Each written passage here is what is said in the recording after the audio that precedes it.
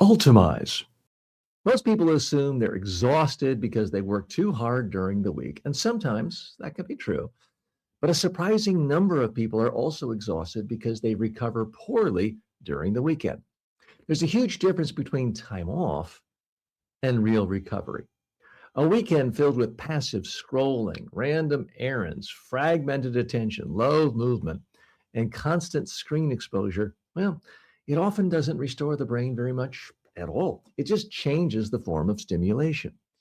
You stop looking at work screens and start looking at entertainment screens. That's if you even stop looking at your work screens. You stop answering business emails, maybe, and start checking social media. You stop sitting in meetings and start sitting on the couch. Your environment changes, but your nervous system often never fully settles down. That's one reason so many people experience what I think of as fake recovery weekends.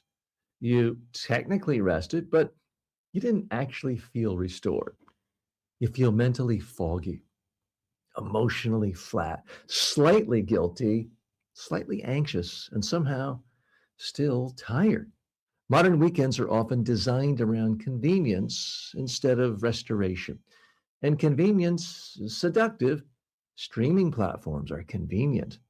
Scrolling is convenient. Food delivery, it's convenient. Staying at home is convenient. But convenience and restoration are not always the same thing. One of the most useful questions you can start asking yourself every weekend is this: what activities actually increase my energy instead of merely consuming time? That's an important distinction. Some activities genuinely restore emotional energy. Movement often does that. Social connection does that. Recreation often does. Being outdoors often does. Play often does, especially when those experiences are intentional. One reason I personally enjoy starting my weekends with competitive pickleball is not simply the exercise, it's movement. It gets me off the couch, out of bed, the competition, the social interaction, the laughter, the crying sometimes, anticipation, community. You leave feeling more awake than when you arrived. That's very different from spending 3 hours half watching television while simultaneously checking the phone. And to be clear, this isn't about becoming anti relaxation. Rest does matter, quiet matters, real downtime matters. The problem is that many modern adults unintentionally spend huge portions of their free time consuming stimulation that leaves them emotionally flatter instead of emotionally fuller.